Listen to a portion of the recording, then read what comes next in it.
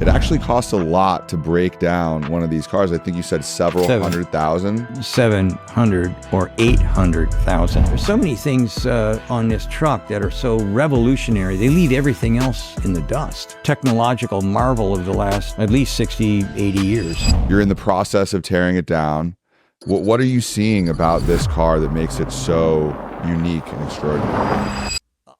Everything. Welcome to Extraordinary, the most extraordinary podcast in the world.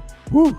Thanks for joining us, Sandy. Well, thank you. Thank you for inviting me. The whole point of the podcast is talking to extraordinary people who make their own rules. That's kind of our slogan. And I would say that you are one of those people. Well, yeah, sometimes. Definitely. Yeah. I mean, there aren't too many people who get a free Cybertruck sent to them. Oh, no, it wasn't free. Oh, it wasn't No. No, I paid full price because if I would have got anything for free, I would have about 1,000, actually probably more than 1,000, probably 10,000 Wall Street guys jumping up and down telling me that they're going to phone the, SEC or whatever the hell they're called and have me at least excommunicated. So But you got two Cybertrucks. I do. One to drive and one to tear down. Correct. And I bought both of them. And have you torn it down yet? They're in the process of reverse engineering the software and whatnot, and they're also in the process. Like, I think the wheels are off and maybe the suspension, but according to Eric, who knows, he's been talking to the right guys, sounds like the battery pack's going to come out on either Monday or Tuesday. And when that comes out, of course, so do the seats, because the seats are mounted to the battery pack. Yeah, so it's you want to talk about somebody who's extraordinary. They've got a whole bunch of them over at Tesla. Nobody would have ever dreamed of doing something like that. But it saves so much time on the assembly line, gets rid of tons of really difficult operations and backbreaking work by just, hey, let's just bolt it on here and then shove it into the car. It's really, really, really clever. Yeah. So it's easier to assemble a Cybertruck than other cars. I don't know about everything, but I can tell you one thing for sure, because the Model X has the same sort of strategy. The seats go on, and that saves about probably between 4 and 6 stations on the assembly line, and that's a lot. Those things are that's one of the reasons why Tesla can have a 43-second cycle time. And nobody else has it. 60 is about average, 60-second. What do you mean by cycle time? What does that mean? That would mean that one car comes off the end of the line every 60 seconds. In 60 seconds. But Tesla does it in 43. 43 seconds. 43 seconds. Boom. Yeah. So for those that don't know, you've spent your career, 50-year career essentially, engineering, right? Pretty much. Yeah. And that has led you to become an expert in a lot of these areas. Where'd you start? What was like the first? Where did I start? Yeah, let's go back to the beginning and talk about how you became an engineer. Before you were a tool maker. Before I was a tool maker? Okay, so before I was a tool maker, when I was about 9, I grew up on a farm and I grew up poor. So we didn't have a car and a lot of other things. So I started picking things. So tomatoes, apples, peaches, whatever that somebody needed a hand on, I was there. So that's kind of like how. Oh, and of course tobacco. I also picked tobacco for a while. Wow. So when I got to be 16, I learned that I did not want to be a farmer, and I was tired of picking anything. And my dad was tired of seeing me coming home with a handful of quarters instead of making any real money. So he was a superintendent at a factory, and he said, come on, you're coming with me to the factory tomorrow. Well, the law is that you had to be 18 to work in the factory. So I was 18 for 3 years in a row. And that's how I got to be a tool maker. So at 19, I was a tool maker. That is unheard of. So by the time I got to be 20, I was a lead. What kind of tools were you making? We made machine tools. So I worked on the very first Unimate robots. Also worked on chip cutting equipment. So great big giant milling machines that would take, a swipe and take off the bank face on a cylinder block or something like that. It was very, very heavy duty conveying systems and pick and place or robotics or whatever. So that's where I started in that kind of a business. I also worked on dies and molds as well, but not nearly as much as machine tools and automation. Yeah. Anyway, so at 20, I was a lead, and everybody says, "Oh, you should go back to school." Well, I hated school. I can't imagine how I got through. I just despised school. So I managed to make it through the first couple of years, and then apparently they didn't tell me this, but apparently if you beat up a professor, you are going to be expelled. And that was beat up a professor. Yeah, yes, I did. What did he say? What did he say to you that made you? He was a tool. No, we won't get into it too much. But at the end of the day, he insulted one of my friends. Then he told me I didn't know what I was doing, and I was already a draftsman. So when I moved from the shop, they put me into engineering. So I've been burning lines for quite some time. And because I had all my shop experience, my designs worked. A lot of times people will try and build, you can do it now, but designing things in the old days where, bolts were covered up and you couldn't access them to put them together and whatnot, that was fairly common in the olden days when they used to draw by hand or, with a pencil and whatnot. So anyway, this guy started making noises, and the high school I went to was very tough. So I got stabbed in the hand tried to break up a fight. This is in Detroit, Michigan? No, this is in Windsor. This is right across the river in Canada. Okay. And Tech was a very, very, very tough school. We had criminals that would be driven in, dropped off by the cops and picked up at night and taken back to jail. I had a guy in my grade 9 class that he was married and had a kid. So it was very different kind of a place, but it was really good. When you got an education there, you knew everything about whatever it is that you were focusing on. And in my case, it was drafting and machine tool, like becoming a tool maker. So anyways, so it was a tough place. And I got into a lot of fights because I had cystic acne. And so you walk around with a head that looks like a Hamburg. 2 things happen. You don't get dates. That's a fact. I never had a date until I was in my 20s. And the second thing is somebody's going to come along and, make some kind of comment. And after a while, you get tired of that. So I had a lot of fights. He did 2 things that were incorrect. He insulted my buddy, and then and me and my buddy, because both of us were already drawing lines. We were already making money at this stuff, and he had never had a job like this.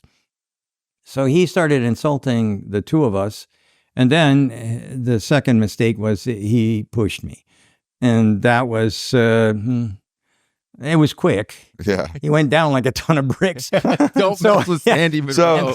I ran downstairs. I got my money back because it was the starting of the 3rd year. So I got my money back, and actually it does have a happy ending because I had a motorcycle at the time. I drove into I wasn't living at my parents' house, but my mother had given me some of this money, my mom and dad. So I was driving back to give them their cash. So I drove onto their driveway, and my mother sticks her head out of the kitchen window and she says, you quit school. And I'm going, that woman has got ESP or something. She knew. How did she know that? And I looked at her and I put down the kickstand or whatever. I said, how'd you find out? Well, Frank Klein, Frank Klein was from LaSalle. I had a job offers from LaSalle, Century Spray, and F. Joseph Lamb. And, we didn't have cell phones in those days, so they phoned my mother's house. And that's how she found out. So I had 3 jobs before I got from the college to my mother's place. So basically you've always made your own rules, is what you're trying to say. I'm not very good at taking a lot of advice. So recently, You're good at fighting, it sounds like. I don't do that shit anymore. I'm 75 now, so I don't go and look around for bar fights and whatnot anymore. So recently, you had the opportunity to interview Elon on the Cybertruck, and he said that this was one of his biggest product launches in the history of Tesla. Yeah, and you're in the process of tearing it down. What are you seeing about this car that makes it so unique and extraordinary? Everything. I mean, when you look at this vehicle, okay, so when I was at Ford 40 years ago, we talked about going to 42 volts, not 48, which he's doing, 42. And the reason for that is because 12-volt systems, the wires are heavier, it's old-fashioned. I mean, it's been a long, long time at 12 volts. I think it's like 65 years or somewhere around that. Before that, we had 6-volt. That was even worse. 42 volts is what we really wanted, what everybody wanted in the company. But again, you couldn't talk anybody into it. He's at 48 volts. And the reason he went to 48 volts is because he's got steer-by-wire. That's another extraordinary. Everybody else has got an intermediate shaft, an I shaft. What does that mean, steer-by-wire? It means that the steering wheel is not attached to anything. It's just a steering wheel with an induction ring on the in back of it that signals the steering system whether the wheels are going to go here or there. Wow. This is just like what they have had in airplanes for about 60 years. I mean, there's no connection between what the pilot's doing and what the ailerons and the flaps and whatnot are doing. It's all steer-by-wire. And it's been forever, and everybody's talked about it, but nobody did it. And then one more thing, it's got an Ethernet ring. So when you have a car, you have a big long cable that goes from a box that says, okay, I want to turn on I want to turn on the speakers in my door or something like that.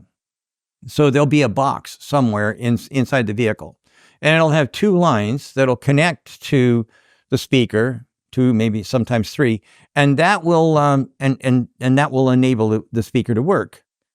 Why? I mean, you don't have that in your computer. So putting an Ethernet ring in means I'm going to have a power line. I do need that. But all the communications now go through the Ethernet ring instead of the stupid-ass CAN bus, which we've been using ever since I can remember. I mean, in the old days, it was analog. Switches were actually connected to. But now we have a CAN bus system. Most people have. But he's got an Ethernet ring. All the stuff reduces the weight, and weight is your biggest problem when you're trying to get range. The more weight you've got, the less range you've got. The more intelligence you can bring to the vehicle, again, the less weight you've got. And all these things coupled with rear steering and stuff like that car, the rear wheels actually steer as well. So you can actually park it. Bigger vehicles like that truck, the Cybertruck, it's tough to maneuver, especially in parking lots and things like that. So yeah, so at the end of the day, those are some of the main things, but they also do some magic with you saw the stainless steel and every blah, blah, blah. Oh, mine's rusting. No, it ain't. Okay, so at the end of the day. Why are people saying that it's rusting? Well, what happens is there's iron in the air, period. If there's iron in the air and you let it sit on your car, regardless of whether you've got a stainless steel body or just a normal paint job, if there's iron in the air and it hits your car, it'll rust. But it's not the stainless steel that's rusting. It's the little particles in the air. So you look at these guys and you say, well, I'm never going to have to wash my car again. Well, that's not true. Okay. If you've got clear coat on your car, do you wash your car? Well, yeah. Okay. Well, the same thing is true with stainless steel. Things will stick to it, and you should wipe it off every once in a while. So, but anyways, at the end of the day, their stainless steel is different because it starts off magnetic, so I can stick a magnet to it. But after they put it through the rollers and whatnot, it becomes austenitic, which is non-magnetic austenitic. And there's a lot of people want to know about how that works. A lot of folks want to know about what did he do to the electric motors. And then The other thing is the battery pack is a dry cell. Now, I've seen the battery manufacturing area a couple of times in Austin, and I don't know how they do that, because I looked at the battery manufacturing, and I saw the copper, and I saw the aluminum, and they're sitting in big spools, and they're being unrolled and whatnot. And I'm looking for dust, because without that glue, without that solvent, I don't know how you can keep everything together, but they do, and so that's another big thing. I mean, there's so many things on this truck that are so revolutionary. They leave everything else in the dust. There's no question about it. This is like the technological marvel of the last at least 60, 80 years. It really is. It really is. What do you get? What are the reactions that you get when you're driving yours around up in Detroit? Well, they ran me off the road 3 times. Yes. Again, we get into moron. Who's that? Bill, what do you mean?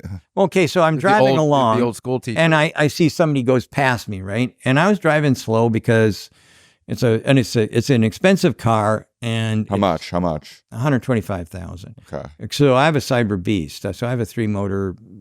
Anyways, I'm driving along. I'm driving slow because this thing's going to be torn apart. And if I come back with, a crash, I'll never hear the end of it. So I'm driving slow, and a guy will pass me, in some truck or something. And then the next thing you know, I see the brake lights come on. And then the next thing I see, he's right there. He's right beside me. And he's driving, and he's got his cell phone like this, trying to shoot out the window. And I'm going, hey. And I'm telling you what, I brought the mirrors in because I thought this guy was going to tear my mirror off. So that happened the first, and then 2 more just like it. Only difference was different cars and different morons. But at the end of the day, it attracts a lot of attention. The other thing I found out is don't put it on security mode. I drove into the garage that they gave. Like I had a speech 100 or something miles away from maybe more than that. Anyways, I was in Grand Rapids. I don't know what the distance is, but 100 plus miles. And so I stayed at a hotel. I parked the vehicle in their secured garage, whatever. Okay. And when I parked it, it was at 131 miles or something like that. No big deal. When I woke up the next morning, it was 27 miles. Oh, wow. And it was covered in handprints and footprints. People just think, oh, well, I saw on TV you can kick this car. And so they have. I mean, I could not believe my people eyes. just kicking the car, and then security mode goes on, and that uses battery? Yeah, and it does. And because it used 100 miles of battery pretty much. with those kicks.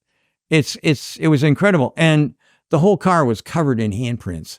I mean, everybody was fooling around with it. And I don't know how many people were there. You should turn it into like an electric fence, Anybody and I know how to do that. Yeah. Anyone could do it. You could. Yeah. I know how I can make that happen. But then there'd probably 48 be volts. No, not 48 volts, 800 volts. You can't do anything with 48 volts. You can't get any excitement out of that at all. You got to up the voltage. Yeah. So speaking of attention, your career obviously has been as an engineer, but in 2018 is when you started your YouTube channel, right? Actually, it was 2020. It was when 2020 is when you started. So 2018 is when my son does our marketing, and he wanted us to get into YouTube, and it was rejected. Alistair doesn't know what the hell he's talking about. We're engineers. Nobody's going to want it on YouTube. That's ridiculous. So what happened? But now you're at 400,000 followers. Or subscribers. Yes, subscribers. Yeah, so I have to look at Eric because I pay no attention to these kinds of things, and he just gave me the thumbs up. So you are correct. Did you ever expect that type of following? I mean, yeah. What inspired you to start that? We were going to be bankrupt if I didn't do something. So so we got one of the very last Model Ys that got out of the Fremont plant just before they shut everything down, right? that thing left. It's on a flatbed. It drove across the country, and it gets to our doorstep 3 days before the governor of Michigan shut down everything. So what are we going to do? I mean, we've got 50 guys, 50 people at Munro. We're allowed to have 4 people in the building. That's it. Okay, we have to have a strategy meeting. So I've got all my guys are smart. And most of them are smarter than I am. And we all got together. What are we going to do? We're going to do this. We're going to do that. And the idea came up again, hey, what about YouTube? Maybe we can get some advertising out of this, tearing apart the Model Y. Okay, fine. Well, let's do that. Okay, great. We're all excited. Everybody knows what they're going to do. And so me and 3 other guys are in the building. And so we pull off a corner, like a suspension system corner, and we call somebody up, come on, get this, and they take it and they go to their house, and a couple of guys are wrenching in their own garage, and they're analyzing it. We do all the same stuff all the time. Everybody can do it, and that's what we did. And when they brought the stuff back, we started putting it on the channel. That's how we did it. And how quickly did it grow? I mean, having a following of 400,000 subscribers has clearly changed your business. Did it happen quickly? Did it happen? I mean, the first video went up, and we really didn't know how to even figure out whether this was good, bad, or indifferent. First one went up, and it got like 70,000 views in the first day. Wow. And we thought, oh, wow, who are all these people looking at this stuff? And everybody said, well, it's probably people at home, they can't go to work or something like that. And then it went crazy. It 70,000 in a first day, that's a big deal. And I didn't really do much. And I am not, I hated giving speeches and stuff like that. Now I can't believe that I can do this stuff. But at the end of the day, you're a YouTuber. It was, yeah. Yeah, and it was full on. If you go to the first one, now. It's going to be, oh man, hey, we're doing this thing, and I don't know, we're hoping that this will happen and that'll happen. Yeah, and it was really pathetic. So I guess what I learned yesterday when we were chatting, before YouTube, this was obviously your business, right? And it actually costs a lot to break down one of these cars. I think you said several 100,000. No, I said 700 or 800,000 to break the car is the every single car to break down. Wow, each car. And then you put together these big reports on the breakdown and then sell the reports. Yeah. And that's another form of revenue. Well, that is the form of revenue that makes this work, because $700,000 of it. I mean, there's counting the Tesla now, the Cybertruck, there's 6 Teslas sitting there. There's 2, we've taken apart 2 Lightnings. We've taken apart 1.5 Mustang Mach-E's, 2 Rivians. What else is, there's the Bolt. We took apart 2 Bolts. The first one, which wasn't so good, and then the second one, which I said yesterday, they did a good job, but they decided to cancel it. And then there's Hyundai's. There's what else is out there? We've done a whole bunch of them. We've had to throw a bunch of them away. I mean, we don't have room. So just help me understand a little bit better.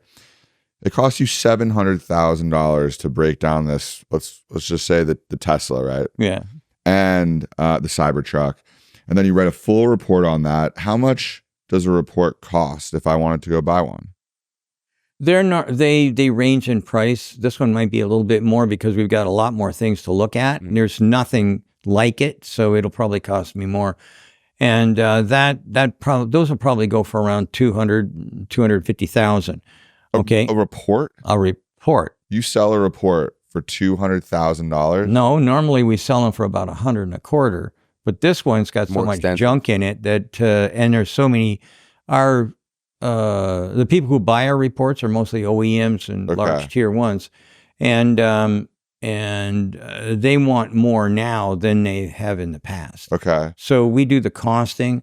We do the material science, reverse engineering on it. We sometimes will go into the software, not very often, but in this one, totally different. Electronic circuit boards, we take them right down to the chips. Right. So we know everything about that.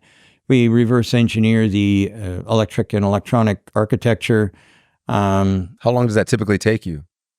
It depends on the availability of people, but the fastest we can probably do one is about 3 months. Wow. And some of them, like when we did, the BMW i3, when we did that one, it took us 9 months because, again, we had to do, that was a really deep dive because everything on that vehicle was brand spanking new. It was carbon fiber.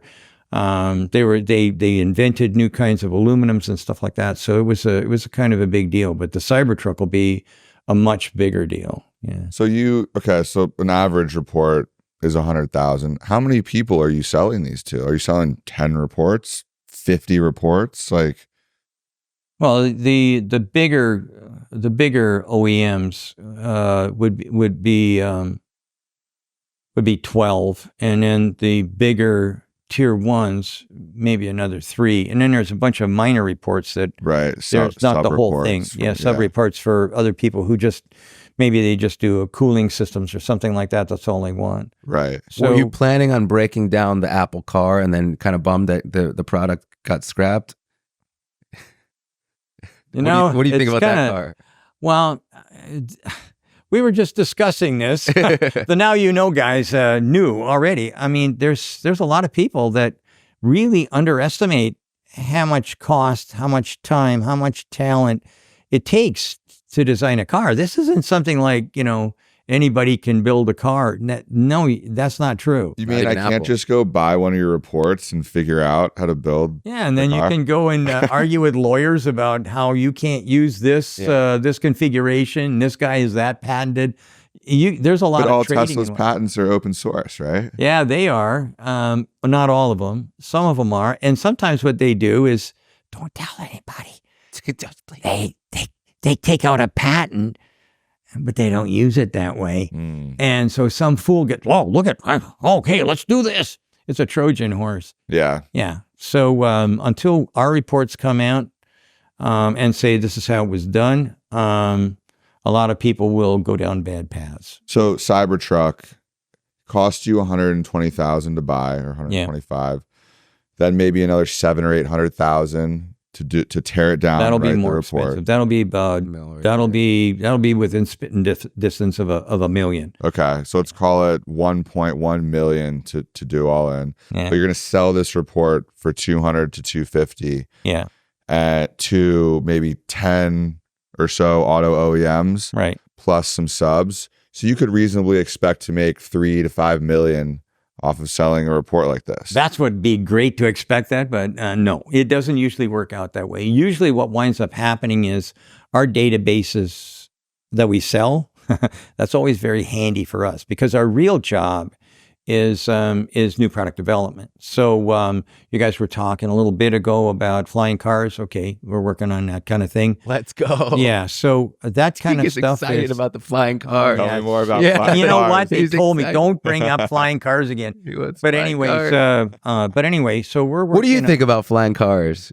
You're a fan. Actually, okay, I'm not a real big fan of flying cars, and the reason for that is because there's too many morons on the planet, and I couldn't even get. I'm with you. So here's the deal. What I'm working on is maybe a flying bus or something like that. So there's a company called ASX. ASX makes a very large vertical takeoff machine. So it has 4 big props and a wing, and it's all sitting there like that. It takes. Whoops. Let me go on this side. It takes off and the wing moves and it goes forward. Cool. In 15 or 18 seconds, it can go from sitting on the ground to 150 miles an hour. That's what I want. And it'll carry 20 people. And by the way, the thing empty weighs about the same as that Hummer outside. Wow. That is really good engineering. Pretty and cool. I'm in on that all day long. That's a really Straight good. to the bus. That's a pretty good segue. So, at the Lithium Lounge here at South by Southwest, we have an EV Hummer, courtesy of our partners at EnergyX, General Motors. Yeah. You haven't torn down any General Motors cars, though. Oh, yeah, I have. I've taken apart bolts. Oh, you've taken apart bolts, but you haven't taken apart the EV Hummer yet. No. And do you want Eric to? did mention something, and so we take some things apart for the general public, and then we do some stuff that's bespoke, like custom, right? Mm-hmm. So we did do the battery pack, the drive system, quite a few of the modules and whatnot. We did do that, but that was for a special customer. But we have never taken one apart because we canvass. Before I take a car apart, I want to know if I'm going to get a return on my investment. No one wants that report. So and no one wanted to buy the Hummer report. Mm. So we did not take apart. But that doesn't mean that we won't take apart other GM cars. So they've got a Cadillac that I'd like to get my hands on, but I have to wait for a crash on that because I can't get the same kind of results or same kind of return on my investment as I can with which Cadillac you trying to do? I think it's the what is the name of that thing? The Evoque, is it? But what's the name? The Lyric? No, not the Lyric. It's the really expensive. Yeah. Oh, Celestique. There you go. Okay. So anyway, it's got some fancy castings and whatnot. We'd like to know about that. It has the newer battery version than that one does. On and on and on. So that one probably we'll get a crashed one, and we won't tear the whole car to pieces because no one will care about the seats or the instrument panel or whatever. But they will care about is what did they do? The underpinnings. What are they doing with these castings? What are they doing with the new battery packs and stuff like that? So I'll be able to sell part of it. I did see one of your videos on the channel that was comparing the different form factors of the batteries. Right, you have pouch cells, cylindrical cells of many sizes, and then prismatic cells. Yeah, right. Do you have an opinion on which form factor is best for electric vehicles and maybe some of the pros and cons of each? Yeah, I'm a big fan of the 4680, and now Rivian has got 4696 or something like that. I can't remember. I just heard about it. My wife interviewed my wife. Remember, I was talking about education, and I have none. Well, my wife has a PhD, 2 master's degrees, and she graduated top of the school from GMI. So we couldn't be any more different. But anyway, she also works for the company, and she interviewed RJ, and that's when they made the announcement. RJ being the CEO of Rivian. Yeah, right. And anyways, that's where I found out about this new battery form factor. So anyhow, my personal choice is the 4680. I like it a lot. Okay. I think from a weight to power distribution and safety and on and on and on, crash worthiness, I think that's the best. Now, there's a lot of people who disagree with me. They say, well, the form factor is bad because I can get more power if I'm using pouch cells, but it's easy to damage a pouch cell. And because it doesn't have hard casing. It doesn't. Right. It has a hard casing or a cage that goes around it because you have to keep the battery squashed because they expand and contract with the getting charged or discharged. So I don't really care for those because it's too easy to damage them during assembly. So when GM had all their problems, it wasn't their problem. They didn't make those batteries. Yeah. And the company that did make them, LG, they didn't do the job right. And what wound up happening was some of the corners were bent. And when you have that, it turns it into a short circuit. And the next thing you know, you got a car fire. You can't do that with cylindrical cells. It just doesn't work that way. So I'm kind of a fan of that. And then prismatic, they're just heavy. So I like the 46. Oops, I like the 4680 myself. I'm partial to that. Something might come out in a not too distant future, Magic or whatever. But for right now, 4680 works for me. Do you personally prefer gas or electric? cars? I don't own any petroleum product things. I don't even answers that for sure. I cut the lawn with an electric lawnmower. I have an electric chainsaw. Leaf blowers, cars, everything's electric. And then I've got solar panels and Tesla wall in the basement. There we go. Yeah, I'm not. And by the way, I don't know if I didn't mention it, but when I was at Ford, I was an engine engineer. So I know quite a. In fact, that's another. So that story, coming from you means more than anything else. What's that? Than anyone else.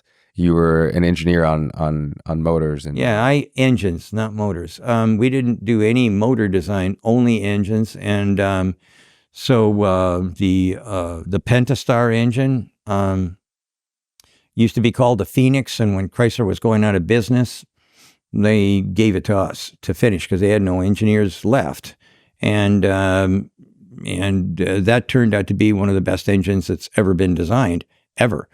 And what cars did that go into? Anything that's a Chrysler. Anything that's a Chrysler, cars? Jeep, Ram, anything. These guys use it everywhere. It's their universal engine. So how long were you at Ford working on that engine? No, I was working on Ford engines. I worked on Mod 1, Mod 2, the Millie monoblock engine. Doesn't have a cylinder head. How many years of your career was that? 10 years to the day. Wow. Okay. Yeah. So I started at engine division, and I worked around a lot, and wound up at finance staff. So yeah, go figure. Everything. Yeah. So I took VTP, voluntary termination plan, because it was a sad day. I had a bad year, a really bad year that year. I wound up with a divorce. I wound up leaving Ford. I wound up sleeping in a truck. So there you go. It was a bad year, but I took VTP on the advice of Dr. Deming, because Dr. Edwards Deming is the father of statistical process control, and he was the guy who turned Japan around. He was the guy that General MacArthur brought over to turn Japan around and turn them into the powerhouse that they are today. When he left Japan and came back to the U.S., he worked for Ford as a consultant. And I got to know him, and we were friends for a long time. Actually, I had dinner with him about a month before he died. So at the end of the day, he was a pretty smart guy. And when he found out that, I was Canadian at the time, and I was working at finance staff, and my boss, I was going to get promoted to the first level of E-roll. And my boss and I had the same grade level, and he wanted to be on E-roll. So he didn't put in my paperwork to get to stay in the United States. So I was in a pickle. Because you're Canadian. Yeah. So I was in kind of a pickle, and it was offered to me, and he said, take it and start your own company, and here I am. So when did you buy your first electric vehicle? First electric vehicle we bought. And by the way, let's go back even further. When I first started the company, I worked on the EV1. Okay. So that was my first 97 experience. Maybe, or 98? No, that was like 89 and up to 92, the EV1. The General Motors EV1 was 89? Yep, to 81 92? to 92. That's when I was working on it. And that's when we had... That wasn't released at that point. Oh, no. This was, you designed... Internally working on it. Okay. It was so secret at General Motors. We didn't have it at GM. We rented a church that was close to GM. Wow. And we had the community hall or whatever the heck it was. And it was Our Lady of Electrification. That's kind of like what we... Church. Yeah, it was. Anybody walk in the church for mass and just see? No, it was shuttered. It would just happen to be really handy. And so this is you started Munro and Associates, and then started working on the EV1. So you've been interested in electric vehicles for a really long time. Well, that definitely interested me because it was the fastest car I'd ever been in. So I used to race cars. We aren't going to talk about everything, but I used to race cars. like on the track and stuff like that, not like, you know, on the street. Yeah. And I knew what fast was, I thought, until I got into the EV1, and this was not filtered. So there was no governors or anything like that on it. We went up to the test track, and I hit the accelerator, and I was very excited. It took off like a rocket ship. I'd never ever experienced anything like that, but it makes sense if you look at an engine, okay, any kind of engine, you'll see that there's a power curve, right? What's it gonna look like? What does it look like for an electric car? Straight up. Yeah. You've got it right now. There's no Instant power. None of that shit. You don't need that. Goes right to the top and it just stays there. So and you don't really think about that if you're an engine engineer. You always, oh yeah, the power curve, and where's the maximum peak performance and what RPM, blah blah. None of that stuff matters when you have an electric car. So what year were you in your first electric vehicle? That would be the mule that we had built, and that would probably be 1990 or 91, right around in there. That was the first electric vehicle I was in. Yeah, the OG. It's crazy to think that GM built the first EV1, and they could have taken that and continued like Tesla, but they didn't. Yes. So here's where the problem lies, and that is that they live and die by what Wall Street has to say. So Lloyd Royce, he got fired. Bob Stemple. Who's that? Sorry. These are so previous CEOs, the or CEO and the president and a couple of other guys that were very excited about the electric vehicle, they were all fired to make Wall Street happy. Okay. Wow, we want more profit next month. Well, this isn't a car that's profitable in a month. Yeah. It doesn't work that way. And so consequently, the genius, I guess, at General Motors, it just kind of like evaporated. When you see everybody else getting fired, you think maybe I don't want to do this. But if you came to our place, there's I need to EV1 stuff hanging on the wall. When are you going to invite me up to Detroit? Oh, when do you want to come? I'll let you know. Okay, well, wait until we tear down something to look at then. The Cybertruck? Yeah, I'll wait for that. Actually, we're going to do something.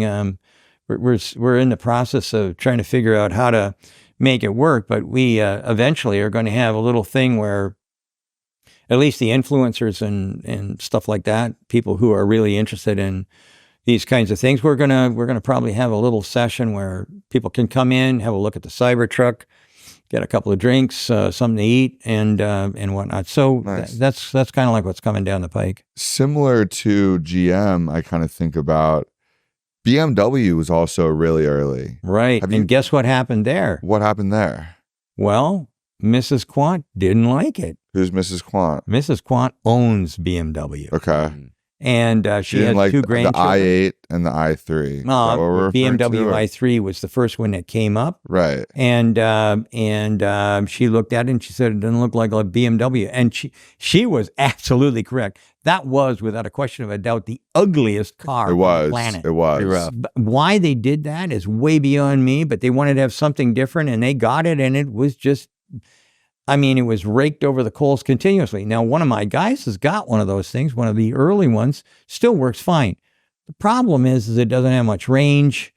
It's not a BMW. It doesn't. They messed up. There's this like false kind of thing that people think an electric vehicle needed to look so different with the i3 and the i8. I don't. I'm not a marketing guy. An automotive marketing guy is different, or gal, and I'm not one of them. I just don't understand why they do what they do or how they think. All I can tell you is that when I got in the Mercedes, we were given a Mercedes to look at, and I opened it up, and it's got all these lights flashing and going, this is not a Mercedes. What are they doing? Oh, we're trying for a new market. Really? What market? The teenage market? No teenager is going to be able to afford this damn thing. It's $100,000. Yeah. So I don't understand why they do what they do, but it's done quite a bit. The only guys who really haven't fallen into into the stupid trap. That's, you know, who we kind of like would classify as a real OEM is Ford. Ford that took the F-150. That was a big move and turned it into an electric car that, you know, people would want. It looks like a regular. I'm telling you what, I love the Cybertruck, but the Cybertruck is not what I would classify as a work truck.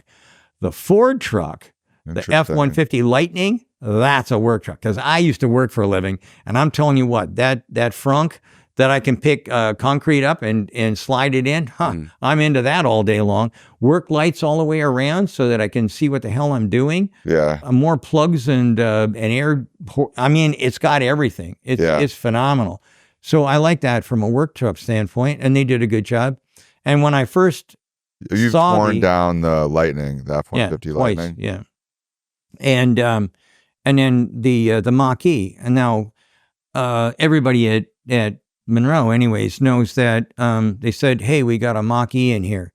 Well, I wasn't really interested in tearing that car to pieces. And I walked around the corner and I looked at it and I said, a 4-door Mustang. What moron would come up with something like that? And then I got in it and drove it around and went, wow, this is pretty damn good.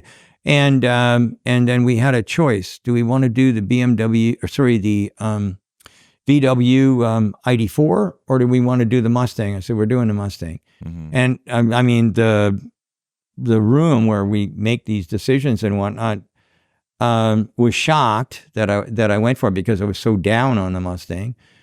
And everybody else was on board with it. They said, the 84 is a piece of shit. And they were correct. Yeah. In fact, if you really want to have fun story, just get Eric to come up here and tell you what it was like when I tried to charge the ID4 at a Electrify America charging station and nothing would work. And I have a really short fuse and I'm screaming and yelling at the car, throwing things around. I really was unhappy, really unhappy. And because I had told everybody that, oh, shit, Volkswagen, oh, they're going to kill everybody. That's the only challenger to Tesla. Yeah. I was thought so that wrong. For a little bit too. Well, if you met Dietz, the guy they fired, if you would have met him, you'd have thought he was the CEO of Volkswagen, right? Old CEO at Volkswagen. He's the guy who got them or tried to get them into electrification. And they fired him? And they fired him. They took the guy from Porsche and put him in charge. And it's just a sad story. Yeah. That's one of the companies that I think is really going to be in. For them too. Wait, so did you tear down the i3 or the i8, the BMWs? We tore apart the BMW i3. What was your take on that? Was from a technology standpoint, it was brilliant, but from looks and appeal or whatever, it was probably the worst vehicle I've ever seen. Yeah, it was kind of tragic, but we still use that report. I mean, if we want to know how to so we don't just do cars. We also work in aircraft. So we were on the 787 program from the Boeing 787 program. Yeah, we were on when there was 5 people on the program. Me and Dan McCarthy, one of my guys, and 3 Boeing guys. One of them being Alan Mullally. Because he was, we had worked with McDonnell Douglas and Boeing. And what do you do for airlines? I understand tearing down a car. You don't tear down airplanes, do you? No, you don't. Well, this was brand new. So this is new product development. And what you do is you create the product right first time. That's one of our, RFT is one of our trademarks, I think. And right first time means that you go through, we have a process that we use for developing new products. And that process is pretty much foolproof. It works really well. To give you an instant, on the 777, to install the interior on a 777 takes 23,000 man hours. Okay, that's 10 years for one plane. And the one that we did for the 787, okay, it takes 2,500 hours. That's a lot better. That's about a 1 man year versus 10 man years. Yeah. And that's kind of like what we do for a living. When companies come to us, you figured out how to reduce it from 23,000 to 2,500? No, we redesigned it. We gave them a new design that was totally different than anything that anybody had ever put out before. And we used modern equipment that, well, you can't do that. The guys have to. No, they don't. I don't have one with me, but we did just a bracket that holds the waste pipe. Okay. So this is taking it from the toilet to the storage container in the back of the plane, and it's vacuum and on and on and on. So the pipes are made out of titanium because they don't rot or rust or anything else like that, but they have to be supported. Well, the old design had, I don't know, maybe 30 parts, and it required a guy to drill holes, measure and mark, all kinds of stuff to get through the floor beams and everything like that. Okay, now it has 3 parts, and it goes click, click, and it's done. And it supports the pipe better than the old one did. At the end of the day, this is like shooting fish in a bucket. Making it better and easier. And that's what we do for a living. Yeah. So, like I say, we have 2 kinds of customers. One, like Boeing 787. Hey, we need you in here right now. We want you right from the get-go. That's where you can make the most money. We can take the most money out of the aircraft, and it's cheapest for them. The other one is, hey, our guys can't hit the cost targets or the weight targets or the whatever targets. And then we get called in. That takes a lot longer because they've already made investments. Why did you buy this? I mean, if you'd have done that, you wouldn't have needed this big ass machine over here. Why didn't you call us in there? Well, we never thought of it. And that's the one that we try not to, get that kind of customer. It's better if we can get in as early as possible at the watercolor phase, when people are the planning daydreaming. Phase. Yeah. It's got to be massively valuable for a company like Boeing to have you in there. They made money, I think it was in 2 years. And most aircraft, it takes a long, long time. The only one that really made money for Boeing, that made the most money for the Boeing, was the 747. That was huge. They made a lot of money on that. But in a lot of cases, when you use the old way of doing business, and I mean old, ancient way of doing business, it's impossible to make money. And you put the workers in danger. I mean, carpal tunnel syndrome, bad backs, all this stuff. Engineers don't think about that kind of stuff. They just say, well, this functions. Well, what you have to do is you have to start looking beyond the functionality and how much does it cost? How much does it weigh? Why do we need 5 parts? Couldn't we do this with 1 part? Have you thought about a snap fit versus 8 bolts? I mean, we have a test that we give people every once in a while, and we say we've got a glass jar with potentially hazardous material inside of it. We need a lid for it. Design the lid. Okay. Or design the cover. We don't call it a lid. We call it a cover. And they'll come back and it'll be 3, 4 bolts, holding it together. And I'll sit there and that's great. And then I'll pick out the material, right? It's a peanut butter jar. You can get a bacteria inside a peanut butter jar if it's, not handled correctly. That'll kill you. Put it up there and I said, how come none of you thought of a screw thread? And they don't, because when you tell the engineer you've got to put that and that together, the first thing they do is they reach into and grab up 50 bolts and put them on the table. And with us, we say that there's 3 big things that we try and get rid of them. One is belts, one is springs, and the other one are what we call slave fasteners. Slave fastener doesn't do anything but hold 2 other parts together. It adds no value whatsoever.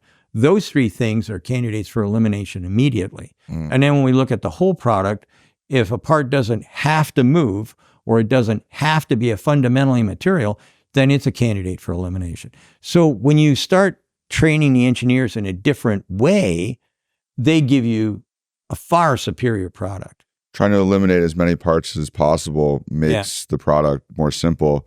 But higher quality. Right. Because every time you get rid of a part, you're getting rid of a variable. And that's why Dr. Deming and I got along so well. It reminds me of, I think, this interesting story we were talking about yesterday with Tesla, going back to Tesla, the GigaPress, how you were one of the reasons that Tesla went to this GigaPress, which is basically the whole frame of a car in 1 or 2 parts as opposed to over 100. Right. Well, it was 120 parts, and I was one of the first things that I did when I tore apart the very first Model 3. And I said, this is ridiculous. Look at the rear end of the car. I said, there's 3 different kinds of materials here. It's got 120 parts, and no one knows how many fasteners. We couldn't figure out how many fasteners or welds and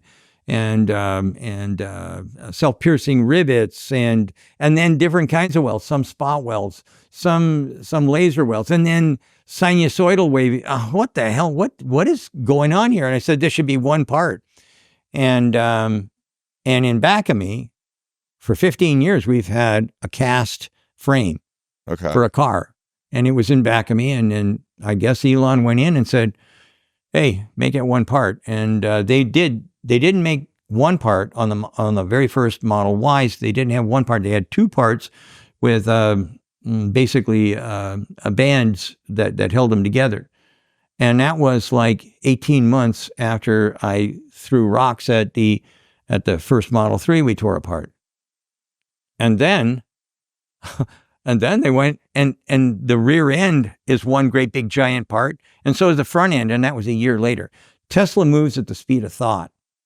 As soon as they think it's a good idea, boom, they go for it. Yeah. And that's kind of that's the chasm that's between Tesla and everybody else. That's their main competitive advantage. That is their, well, no, their main competitive advantage is Elon Musk. Yeah. Secondarily to that is Elon Musk's go back to first principles and then get the job done right. There's so much bureaucracy in other companies that limit the ability to move at the speed of thought. Yeah, and they're there for a lot of reasons, but mostly they're there because there's not a whole lot of trust inside of big companies. And I worked at Ford for a long time, and I worked at GM, and I worked at BMW, and I worked at lots of places. And there's very little trust between the engineers and everybody else, and then the marketing and finance guys. They don't trust engineers. I mean, there's always fighting, in-house fighting and whatnot. And then you've got the lawyers, and they love to stir the pot because that's what they're there for, right? So at the end of the day, the system we have now, it's not like when Henry Ford the first and Walter Chrysler and all these other guys started the vehicles. They were Tesla guys. They were just like Tesla. And hey, that isn't working. Well, let's put our heads together and figure out what to make it, and blah blah blah. And away they went. Now we've got, well, let's see now. What was that? What's going to happen if we do that? What will Wall Street say? Well, if you're looking for advice from Wall Street, I mean, didn't Wall Street say, hey, you should invest in Fisker? Hey, you should get in with Lucid. Lucid is, yeah, that's good. Let's put lots of money into that.